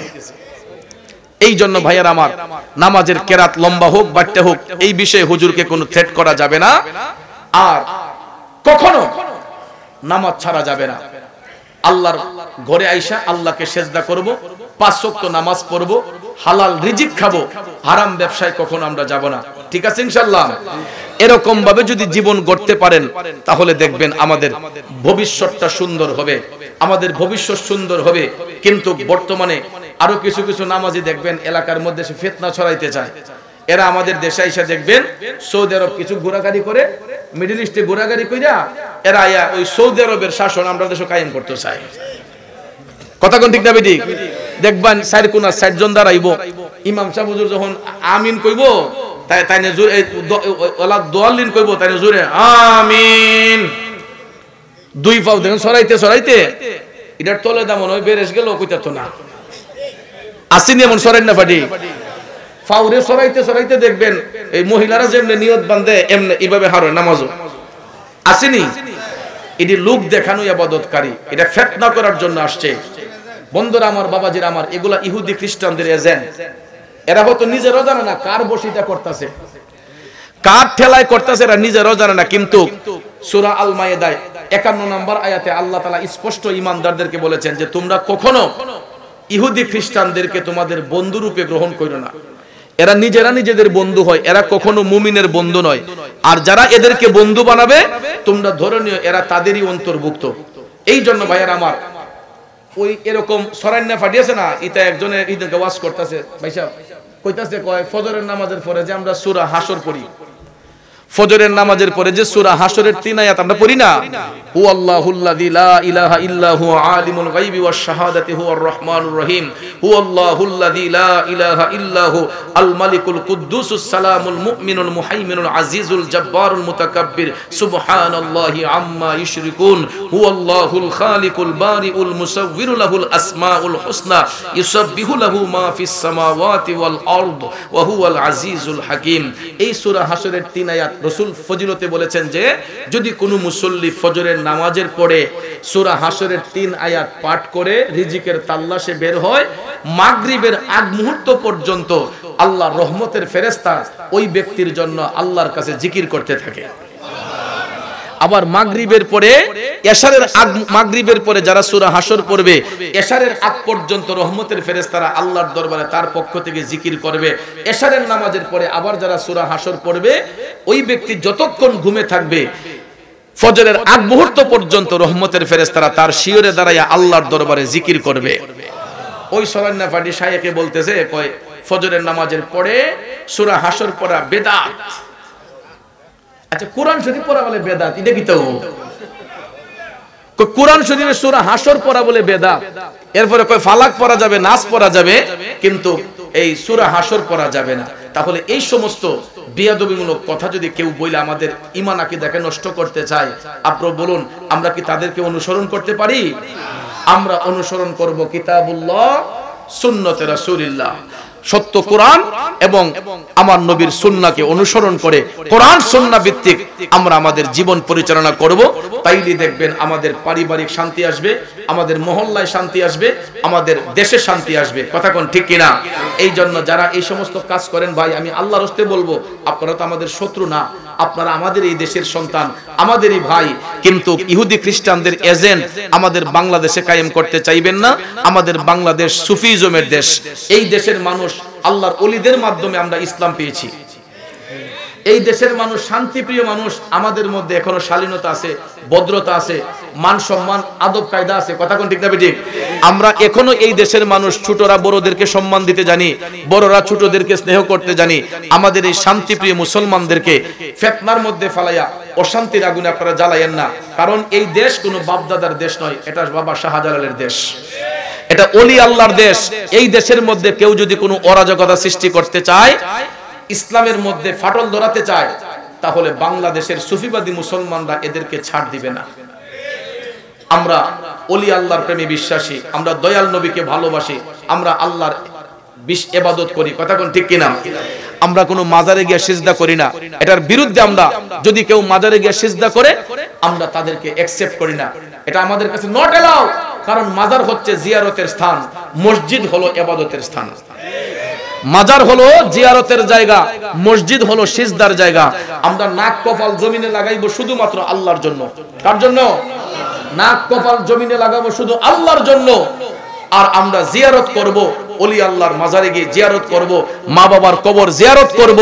আমরা মা বাবা মারা গেলে তাদের আত্মার মাগফিরাত কামনায় কুলখানি করব, খাওয়ানোর আয়োজন করব। কিন্তু ভাইয়ের আমার, কখনো আমরা বিশৃঙ্খলা করব না, ফিতনা ছড়াবো না। আল্লাহ যেন আমাদেরকে সহি বুঝ দান করে। সবাই বলেন আমিন। এখানে কেউ আছেন আজকে মাহফিল এখানে বসছেন যে হুজুর আমার আব্বা দুনিয়াতে নাই, কার কার বাবা দুনিয়াতে নাই? একটু হাতটা তুলে দেখান তো, বাবা নাই কার কার? আমার মতো বাবা হারা এতিম কারা কারা আছেন? ভাই হাতটা নামান। আমিও আপনাদের মতো একজন বাবা হারা এতিম। আজকে 26 বছর আমার বাবা দুনিয়াতে নাই, এই জন্য আমি বাবা হারার যন্ত্রণা আমার অন্তরে ছটফট ছটফট করছে। একটা ভাই হাত তুলেন তো এখানে, কার কার মা নাই? মা নাই কার কার? একটু হাত তুলেন। হাতটা নামান। সমাজের মধ্যে 3 কিসিমের এতিম আছে। এক কিসিমের এতিম হলো যার মা আছে বাবা নাই, আরেক কিসিমের এতিম হলো যার বাবা আছে মা নাই, আরেক কিসিমের এতিম হলো যাদের মাও নাই বাবাও নাই। সর্বহারা এতিম যাদেরকে বলা হয়, এই লোকগুলা কারা এখানে? একটু হাত তোলেন। মাও নাই বাবাও নাই, মাও নাই বাবাও নাই, কার কার? আল্লাহ গো, হাতটা নামান। অনেক মানুষ এখানে বাবা নাই মা নাই। আপনারা এখন হারে হারে বুঝতেছেন মা বাবা হারানোর যন্ত্রণাটা কেমন অন্তরে ছটফট করে। হারে হারে আপনারা এখন বুঝতেছেন। একটা কথা শুনো যুবক, পৃথিবীতে একটা সন্তানের দুইটা আপন বন্ধু আছে। একজন বন্ধুর নাম হলো বাবা, একজন বন্ধুর নাম মা। এই দুইটা বন্ধু পৃথিবীর একটা সন্তানের কাছে সবচেয়ে অমূল্য সম্পদ, কারণ এই দুইটা বন্ধু যার আছে তার সবকিছু আছে, আর এই দুইটা বন্ধু যার নাই তার মতো অসহায় এই পৃথিবীতে আর কেউ নাই। ঠিক না ঠিক? আজকে হাতের কাছে অনেক কিছু পাওয়া যায়। আমার শ্রদ্ধেয় বড় ভাই হাত তুললেন, মাও নাই বাবাও নাই। আমি দেখলাম চোখের পানিটা টলো টলো করতেছে মা বাবার জন্য। আল্লাহ হয়তো প্রচুর অর্থ সম্পদ দিয়েছেন, কিন্তু আজকে অর্থ সম্পদ থাকলে কি হবে, ঘরে গিয়া মুখ বইরা আব্বা ডাকতে পারে না, মুখ ভরে গিয়া আম্মা ডাকতে পারে না। এই জন্য ভাইয়ের আমার, বন্ধুরা আমার, এই সন্তানগুলা বড় অসহায়, যাদের ঘরে মা নাই বাবা নাই। আর আমরা অনেকেই ঘরের মধ্যে মা বাপরে রাইখাও মূল্য দিতে জানি না। অনেক সন্তান আছে মা বাবার সাথে খারাপ আচরণ করে। ওই দিন বুঝবা যুবক, যেই দিন তোমার মা দুনিয়া থেকে চলে যাবে, যেই দিন তোমার বাবা দুনিয়া থেকে চলে যাবে। আমি গত কয়েকদিন আগে, সপ্তাহখানেক আগে, নবীনগর পূর্ব জাঙ্গাল, সরি এটা মনে মুরাদনগর পড়ে গেছে, পূর্ব জাঙ্গালে একটা মাহফিলে গেছিলাম। হঠাৎ করে আমি বললাম মা নাই বাবা নাই, কার কার হাত তোলেন। অনেকেই তুললো। হঠাৎ করে দেখি 10 থেকে 11 বছরের একটা ছেলে হাতটা তুলে বলছে আমারও মা নাই বাবা নাই। আমি প্রথমে ভাবলাম হয়তো মজা করে বা না বুঝে হাত উঠাইছে। আমি বললাম এ বাচ্চা তুমি হাত তুললা কেন? তখন দেখি স্টেজ থেকে 2-1 জন কয় হুজুর সে যে হাত তুলছে তার আসলে মাও নাই বাবাও নাই। ছেলেটার চেহারা এত সুন্দর, দেখলে যে একটা মায়া লাগে। আমি ভাবলাম এই বয়সের বাচ্চাগুলা তো মারে জড়ায়া না ধরলে ঘুমিয়ে আসে না। এই বয়সের বাচ্চাগুলা তো বাবার কাছ থেকে টাকা না নিলে চকলেট সানাসুর খাইয়ে দিন কাটায়। আজকে এই ছেলেটারে কে চকলেটের টাকা দিবে? এরে কে মায়ের আদর স্নেহ মমতা দিবে? যদিও অন্য কেউ তাকে স্নেহ মমতা করে, বলুন তো নিজের মা বাবার মতো কে কেউ স্নেহ করবে? এই জন্য যুবক ভাইয়েরা আমার, আমাদের ইউটিউব চ্যানেলটি সাবস্ক্রাইব করে আমাদের সাথে থেকে পাবেন বিভিন্ন সুন্নি পীর মাশায়েখদের ওয়াজ ও গজল। আমাদের ভিডিওটি ভালো লাগলে লাইক, কমেন্ট এবং ইসলামের ও সুন্নিয়তের প্রচারের স্বার্থে বেশি বেশি শেয়ার করুন। ধন্যবাদ। মোবাইল 01762277888।